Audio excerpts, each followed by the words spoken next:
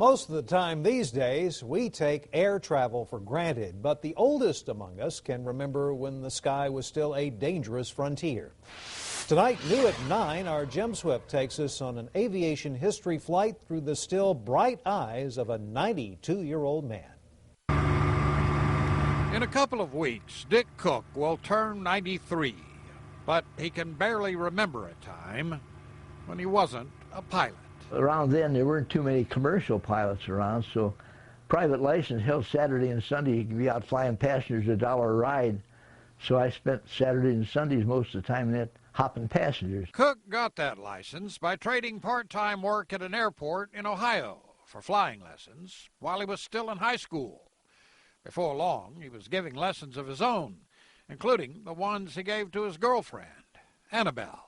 The night I soloed her, they took her home, and we weren't married then yet. And she went bouncing in the kitchen and said, "Mom, I soloed." And her mother said, "Annabelle, that's nice, but don't you fly alone." But that was it. Mama didn't know. But Mama did know about those stunts in the sky over the family home. They had a little picnic table in the backyard and there's shade there, and more or less they'd sit out there in the evening. And a few times we would go over there and go right over their place and then pull the throttle back and go over and maybe do a one-turn spin right down over the house and then pull out. That must have made them a little nervous because their daughter was in that airplane.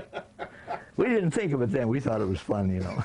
Dick and Annabelle got married. World War II came along, and the young husband became an Army lieutenant, training bomber pilots, delivering military aircraft to the American Allies and the Soviet Union, and hauling troops around Africa, dodging violent storms.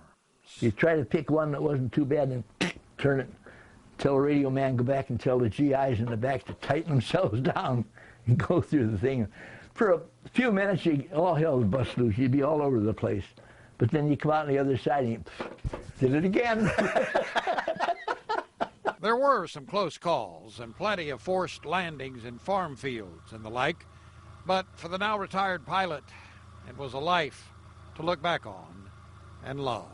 I can't complain. Hell, I had a good life. A pretty good life, yeah.